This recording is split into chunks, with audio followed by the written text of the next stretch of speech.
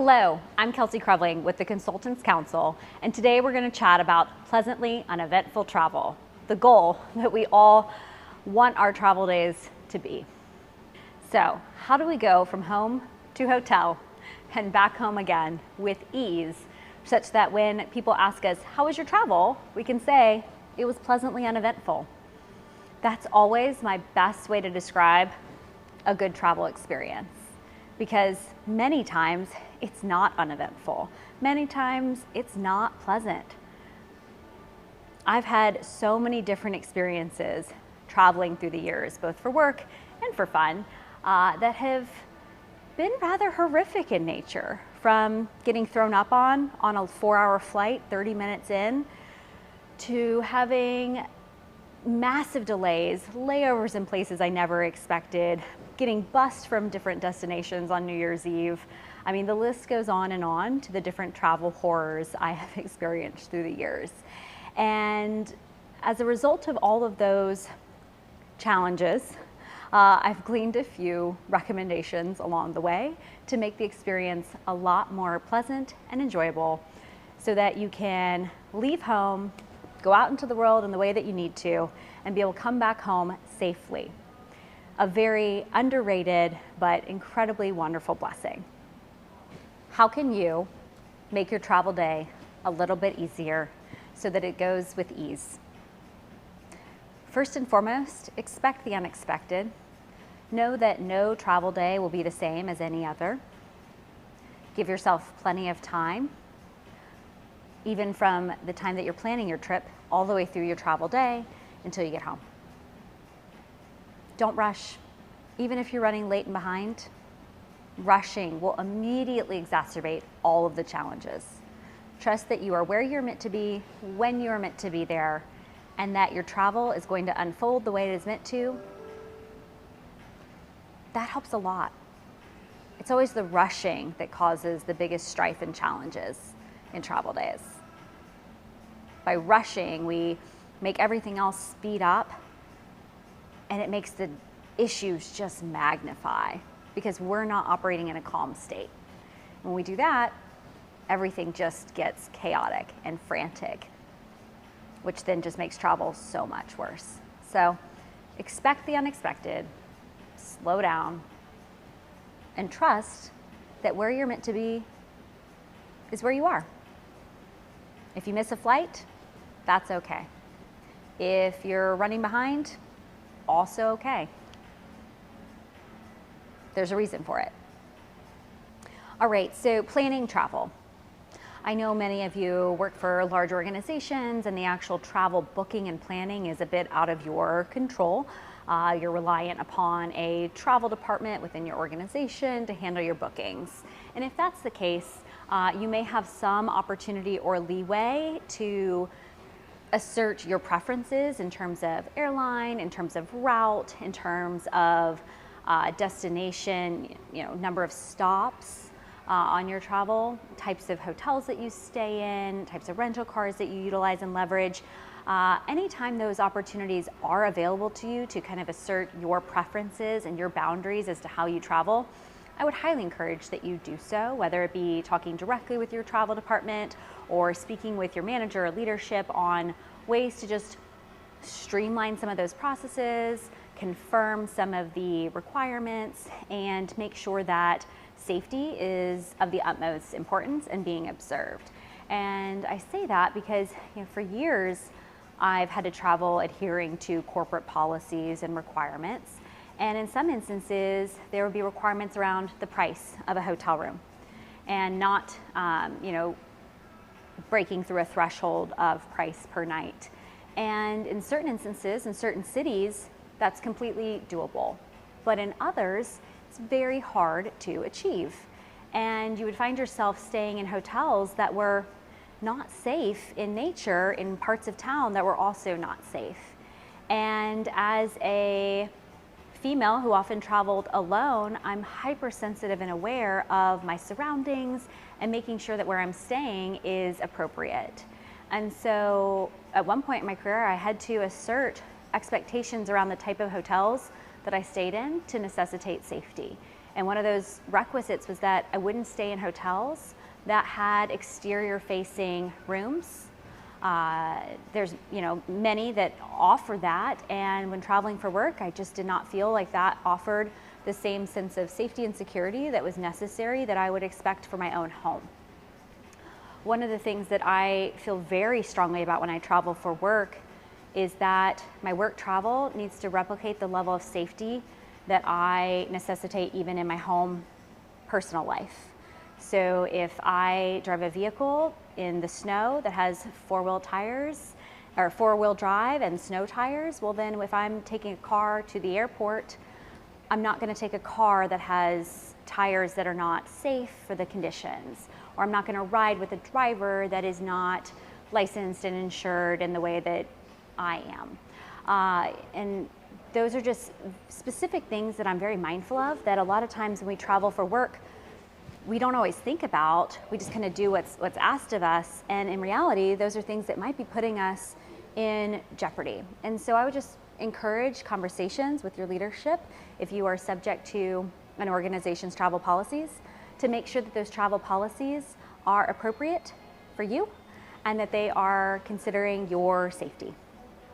All right, so if you're in a situation where you are not dependent upon your company's travel policy or someone else booking your travel on your behalf, but rather you get to assert and assess your travel plans and your travel policy and what you are going to adhere to, then there's a lot of leeway and opportunity for you to determine how you want to travel and what's going to be necessary for you to be able to travel in a safe and comfortable manner. First and foremost, I'm a big proponent of doing fixed fee engagements with clients, where travel is just a part of what your expense is going to already be covered by. And the reason I like to do that is because I truly don't like being in a situation where I'm dependent upon a client's expectations for what I do for my travel, or where I stay, or how I travel, because travel is such a challenging experience, and it's very high, heavy wear and tear on the body and your life. And so when you are able to have a fixed fee, you have a lot more leverage over exactly how you travel. If you are willing to stay somewhere maybe less for a trip, or you need somewhere that offers a little bit more, or you need a first class flight, or you need a direct flight, you have that opportunity to flex when need be in order to travel the way that is necessary for you to feel comfortable, safe, and secure. And so that would just be kind of one of my primary recommendations, that if you have that ability to dictate what your travel is going to look like, assert it and be mindful of what do you need in order to travel well, so that you feel good about the travel and that you can give the best of yourself when you're on site with your clients and with organizations, because you've gotten the sleep that you need, you've taken the flights that you need, you've stayed in a way that is providing you access to a great gym, access to a good bed, and to a room that maybe offers more sound protection. Think about that and consider what really is most important to you, so that you can have the experience that is necessary for you to perform your best. All right, so as you're gearing up to travel, if you're a new person to traveling, something I would highly recommend is establishing all of your rewards accounts information with the airlines and with the hotels and with the rental car agencies, and then also setting up a credit card or multiple credit cards that are specific to obtaining points. So for example, I travel mostly on United Airlines and sometimes on Delta. And then I stay in Marriott hotels and sometimes Hiltons. And then I book rental cars with National and sometimes with Avis. So I've got rewards accounts with all of the different organizations established and set up, even if they're ones that I don't regularly use. And the reason for that is inevitably you'll be having to go to some distant location that's going to have you flying on an airline that you don't regularly fly, and you don't want to not earn rewards points for that travel, because that's a bummer. Rewards points really do add up. I've had so many free hotel nights and free flights, all as a result of the travel that I've done through the years. And that really does make a difference, and it makes it fun. You get to do really neat things with those different rewards. And then when it comes to the credit cards, having a credit card that enables you to earn points on your travel is also really rewarding. So for example, I leverage the Chase Marriott credit card, and with that I get Marriott points for all of my spend. I use that primarily just for my hotels at this point, and I utilize an American Express corporate card for all of my other travel, airfare, rental cars, etc., because I really like those points as well, as they directly can be transferred to airlines, to hotels, or even to Amazon. So being able to make the most of your spending and allow it to accrue rewards for you will be very beneficial and helps offset some of just the challenges of travel when you get to then have free trips as a result of that time.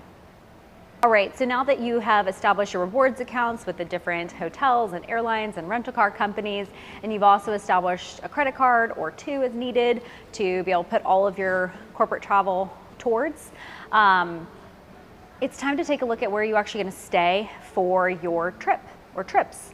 And this is really going to vary based on the client, where you're headed. If you've got a corporate travel department that's going to necessitate that you stay somewhere, or a client that wants you to stay somewhere, you know, those are going to be things outside of your control. But if you do have some flexibility and leeway to determine where you want to be, I generally like to stay, if I'm going to a city that is fun, places that offer the ability to experience that city. So it might be a little bit further away from the client site, but it's in the city center and I can walk and I can get groceries, or maybe there's a gym or there's activities. I'll put myself there, and then I'm willing to wake up a little bit earlier or get home a little bit later if it means I have to travel and drive or take a rental car to the client site.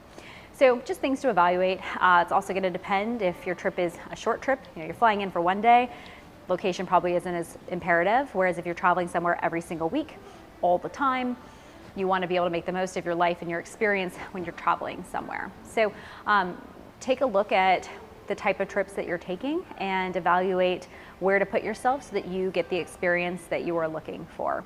In addition, reach out to the hotels that you're interested in staying in, as they will likely be open to negotiating preferred rates for you. So if you're someone who, even on your own, are going to be traveling to a city and to a location every week, you know, 100 nights a year, or you're going to be going there once a month for the next 2 years, or, you know, if you are going to have some regularity to your travel, or you have a team of multiple people, hotels oftentimes will negotiate preferred pricing with you to give you a much more advantageous rate that makes it more viable for you to stay in locations that are better. So just take a look at that and consider if, you know, there's opportunities to improve the accommodations where you're staying. Actually, my first client, I was traveling to northern Kentucky, and our corporate travel department put us in a hotel that was just not great. Leave it at that. And actually some more tenured individuals on the project just were not thrilled with that. And so they took it upon themselves to go talk with other hotels in the area. And over the duration of the project, which was over a year, we switched from an initial hotel to a better hotel that was down the road. And then finally we ended up in a full Marriott, because the full Marriott heard that we had such a large project team traveling to the client site most weeks, and they said, we want your business. And they actually, the hotel came to our client site, brought, I want to say, bagels to try and entice us and encourage us to come move all of our nights with them. And so that's something definitely to take a look at. We were able to get a rate that was, you know, on par with the original rate at a much better hotel with a much better experience. So just things to take into account. Hotels want your nights, especially if there are going to be a lot of them. And if your company or organization client that you're working with don't already have preferred rates, oftentimes you can get them. So as you're gearing up for your travel and you're needing to make sure you're well prepared for your trip, you know, evaluating where it is that you're headed, evaluating whether you need flights to get there, or you need a rental car to get there, or you need a hotel or multiple hotels depending upon where it is that you're headed, or you are going to use an Uber. For example, if you're traveling to a city like Chicago, like New York, those aren't places where I ever have a rental car. I regularly just rely on the Uber opportunity and leverage that whenever necessary to get around, because it becomes far more difficult to try and maintain having a car.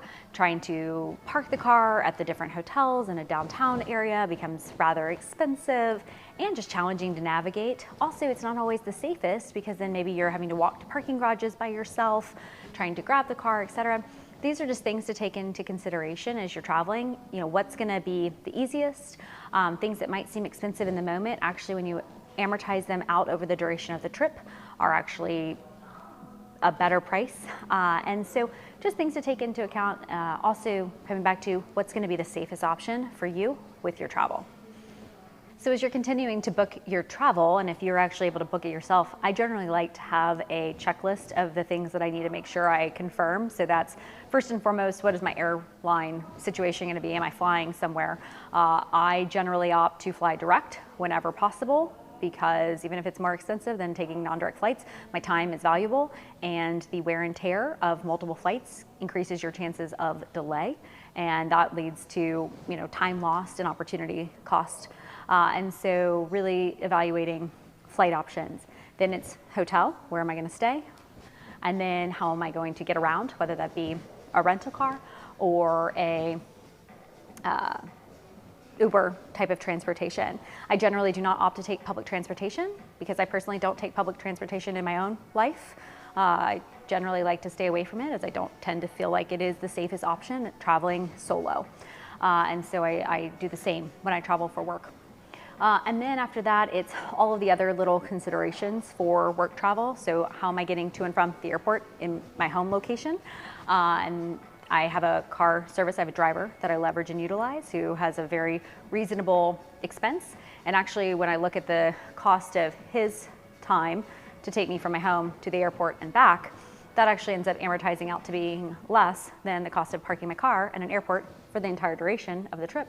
And then also the amount of time that takes me in order to get to the airport that much earlier, in order to park my car, then I have to take the car from the shuttle, you know, to the airport and then back. And sometimes you're coming in late at night. That's not the safest option. That's not the easiest option. You're then prolonging how long your trip is gonna take. So anything that you can be doing to mitigate the wear and tear that work travel necessitates, in my opinion, the better. And then once I have all of the kind of large components of work travel ironed out, I move on to the kind of finer points. So, you know, is there anything I need to organize in my own personal life related to me being out of town that I need to confirm, whether that be, you know, care for my home, care for my plants. If you have children, how are they going to be cared for while you were gone? Do I need to put anything on pause? Do I need to reorient or change any of my planned appointments? Just going through those items tends to help keep things organized, so that as I'm traveling, none of those things are going to become a challenge. And then I like to orient myself to, okay, where am I traveling to, and what am I going to do while I'm there? Certainly there's the, you know, expectations of the client work and what you need to accomplish with that. But then I also like to evaluate who else might be in the city where I'm traveling to that I want to see, whether that be professional or personal, and making sure that I'm setting up plans to support those activities. And then also taking a look at, okay, are there workouts that I'd like to experience? Are there cool art installations or showings? Are there neat theater productions that I want to be able to see? And really taking a look at what's going to be happening when I'm going to be in the cities where I'm going to be traveling. Because continuing to live your life when you're on the road goes a long way towards making it feel like you're not missing out on life. I've spent well over a decade on the road. At one point in my career, I was in 2 to 4 cities a week, just about every week. And they were not always the same cities, which is very challenging to manage and to feel like you're not missing out on everything important in your life. You're not able to go to the dinners with your friends. You're not able to make the family events because you're always on the road. And so making it such that your life on the road is enjoyable and rewarding and fun and engaging is super critical. And so I will take a look at, okay, where am I staying? Is there a Whole Foods? Can I have food delivered to my hotel? That makes it a lot easier to eat better when you're traveling and you're not dependent upon eating completely out. And then, you know, is there a gym that I can utilize? What does the gym at the hotel offer? Right now I'm in training for triathlon, and so being able to find, you know, pools or gyms that offer spin bikes, those are critical things. Really good running trails. to making sure that my travel experience is not a huge departure from my everyday life. And so while as you're first getting going with traveling for work, you might not have a ton of other commitments or other things that you're trying to juggle, but the further you get along in your career, the more travel becomes a disruption to the life that you are building and living. And so the more you can do to organize and allow that life to continue seamlessly without interruption, the better. All right, so booking travel, I generally, if I'm booking it for myself, like to book directly from the airlines and from the hotels.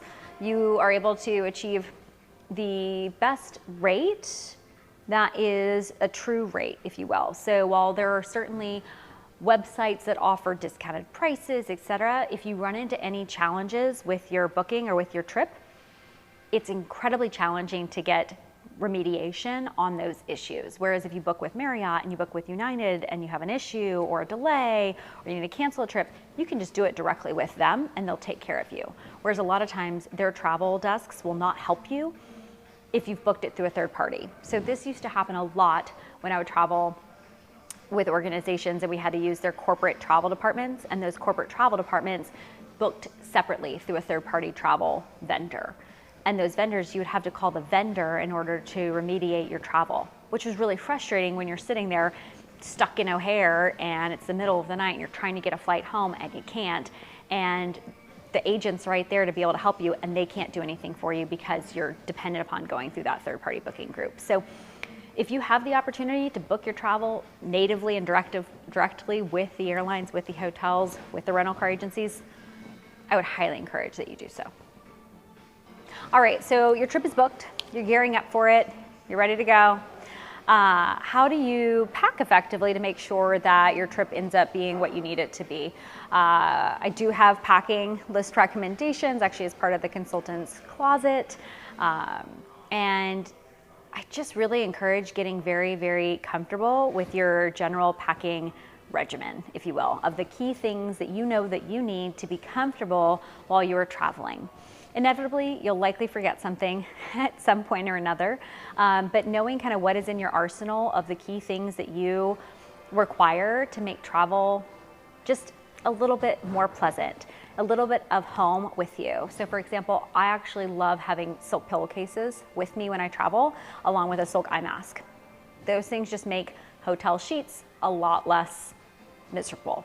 I also pack my own like shampoo and conditioner just because I like having the outcome with my hair that I can control and manage and expect, rather than who knows what's in the ingredients that are at the hotel and in the products that they offer. So just take a look of what is kind of most important to you as you're gonna be on the road, and make sure you are packing it as you're gearing up for that travel. And then consider your outfits. It's really difficult to try and wear multiple different colors when you travel. So for probably over a decade, I lived in all black. Everything was black. My work bag is black, my suitcase is black, I wear all black, my dog is black. And as a result, it's a great color for travel because everything goes together. Black is a very protective color energetically, and so it kind of shields you from the energy of other people and all the things that you're gonna be encountering and experiencing. And guess what? It doesn't show stains and messes anywhere near as easily as some of the other colors do. And again, everything goes together so you can mix and match. You're not worried about like, oh, well, I've got something that needs a brown belt or brown shoes and I'm wearing black, or I have navy and now I need this to match with that. You just eliminate all of that when you're traveling for work by wearing the same color. Up to you in terms of what's gonna work best for you while you travel and while you're on the road. But if you are doing high frequency types of trips, try not to have to check a bag. And I know that that is difficult, but for most of my traveling career, I lived out of a suitcase, a carry-on suitcase, and a work bag, and really just refined everything out of my toiletry bag, out of my attire, etc., so that I had a very streamlined aesthetic and I didn't bring in anything more than I needed, because inevitably, if you're on connecting flights and you're checking bags, you're just increasing the likelihood that luggage could be lost or delayed, and you're also having to wait for your luggage At baggage claim, well, if you're traveling with other people, they might not want to wait for you. So just something to consider. I will be the first to say though that now that I travel kind of post-pandemic and I'm not as dependent upon traveling with others or traveling only kind of just for very specific work, I do end up checking a bag. I'm traveling with my service animal and I find that I necessitate more luggage, and that's okay, but just something to keep in mind if you're doing high frequency travel and you're traveling with teams of other people, having just a carry-on and a work bag will make that travel a lot easier.